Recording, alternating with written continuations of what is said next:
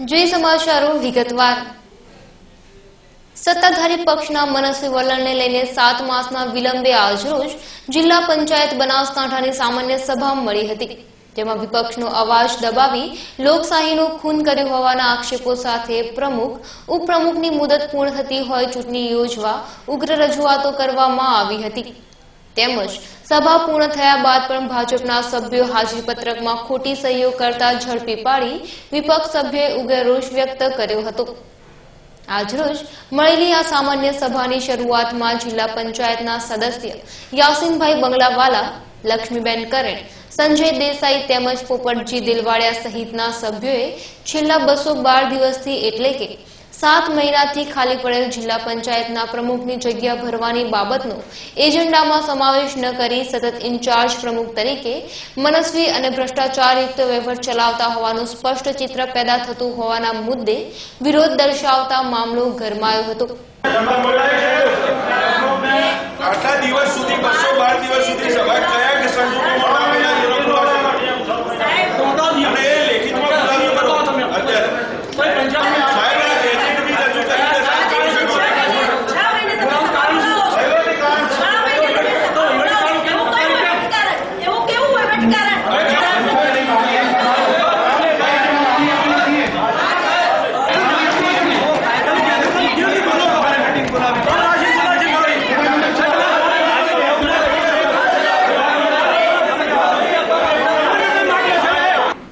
આજરોજ જિલ્લા પંચાયત પ્રમુખ સુખદેવસિંહ સોઢા તેમજ જિલ્લા વિકાસ અધિકારી દહિયાની ઉપસ્થિતિમાં મળેલી આ સામાન્ય સભા બહુમતીના જોરે માત્ર ગણતરીની મિનિટોમાં પૂર્ણ કરી વિપક્ષની રજૂઆતો ન સાંભળી લોકશાહીનું ખૂન કર્યું હોવાના આક્ષેપો વિપક્ષના સભ્યોએ કર્યા હતા।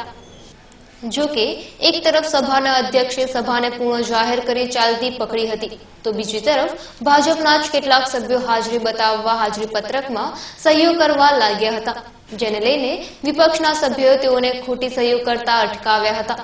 જેઓએ આક્ષેપો કરતા જણાવ્યું હતું કે સત્તાધારી પક્ષના 4 સભ્યો ગેરહાજર હતા। સત્તાધારી પક્ષ લઘુમતીમાં આવતા સભા પૂર્ણ થયેલી સહીઓ કરવા લાગ્યા હતા, જેઓની મદદગારીમાં ખુદ જિલ્લા પંચાયતના કહેવાતા ઇન્ચાર્જ પ્રમુખ સુખદેવસિંહ સોઢા પણ દોડી આવી ટેબલો ઉપર ચડી જતા મામલો ભારે ગરમાયો હતો।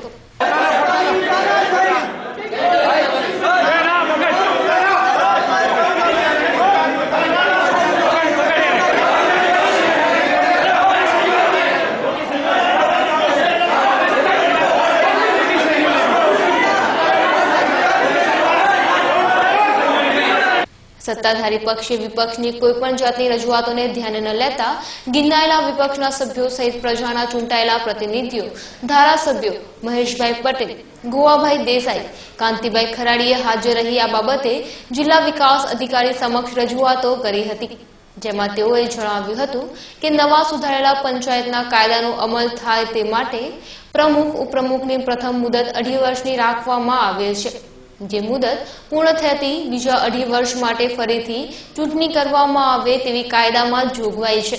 આથી હાલના પ્રમુખ અને ઉપપ્રમુખ પદની મુદત 2.5 વર્ષની પૂર્ણ થવાને આરે છે।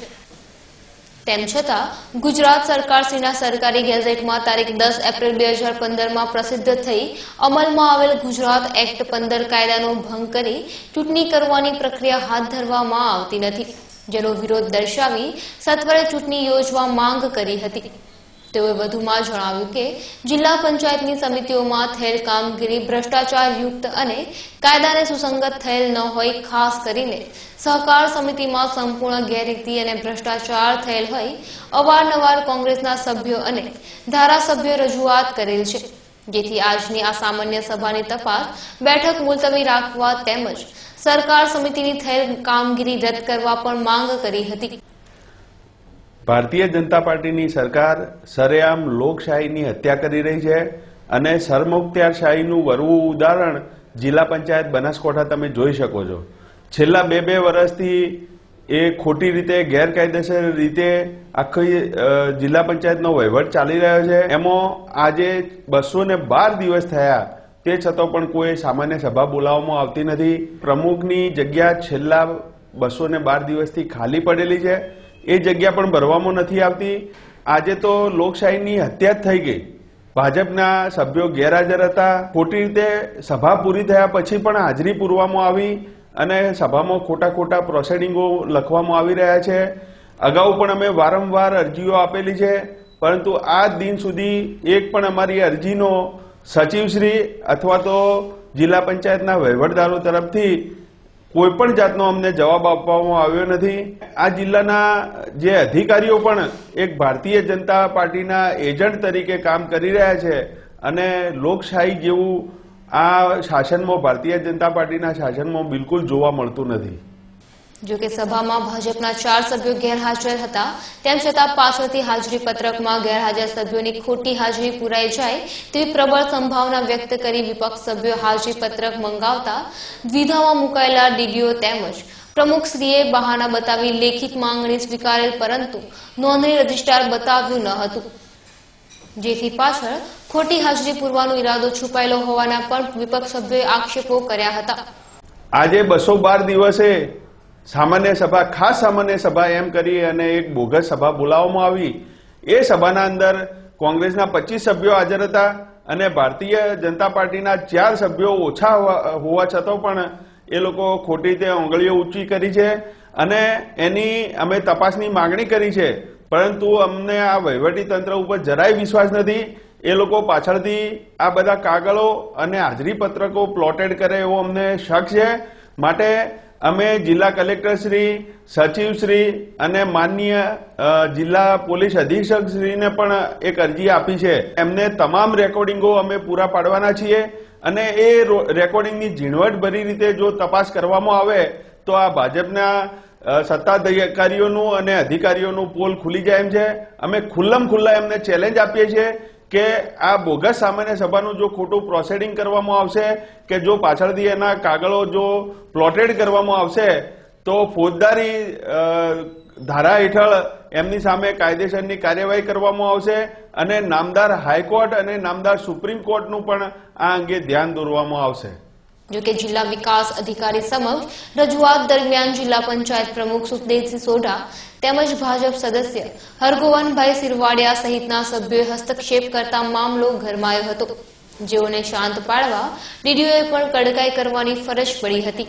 અમારા સભ્યો એમ કે છે કે તમે અત્યારે મીટિંગની વિડીયો કોપી અત્યારે અમને આપો. એમના 4 સભ્યો હાજર નથી, ભલે અત્યારે બોલાયા હશે.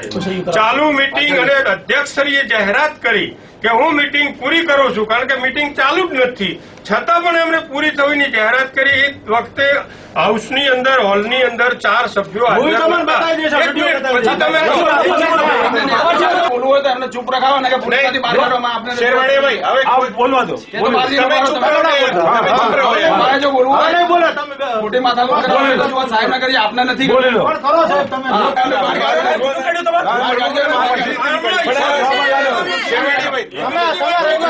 આજની આ સામાન્ય સભા યોગ્ય રીતે પૂર્ણ થઈ હોવાનું જિલ્લા વિકાસ અધિકારી દહિયા તેમજ જિલ્લા પંચાયત પ્રમુખ સુખદેવસિંહ સોઢાએ જણાવ્યું હતું.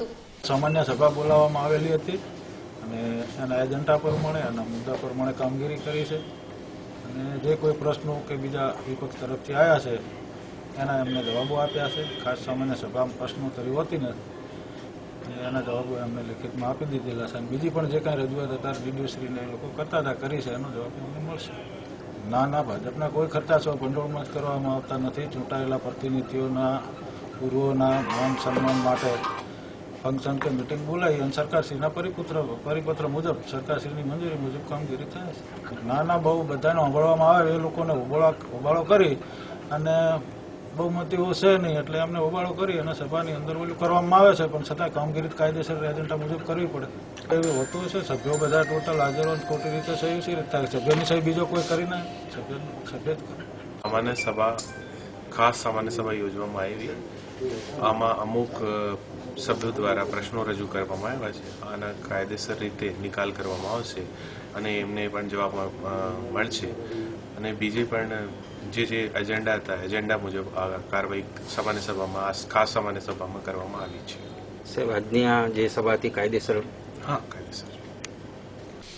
અત્રે ઉલ્લેખનીય છે કે પ્રજાના ચૂંટાયેલા પ્રતિનિધિઓએ પ્રજાનો અવાજ રજૂ કરવાનો હક છે, પરંતુ સત્તાધારી પક્ષે વિપક્ષનો અવાજ દબાવવાનો જે પ્રયાસ કર્યો છે તે લોકશાહીનું ખૂન કર્યા બરાબર કહી શકાય. દર્શક મિત્રો, લઈશું વિરામ. વધુ સમાચાર જોઈશું વિરામ બાદ. જોતા રહો બનાસ દિશા ન્યૂઝ.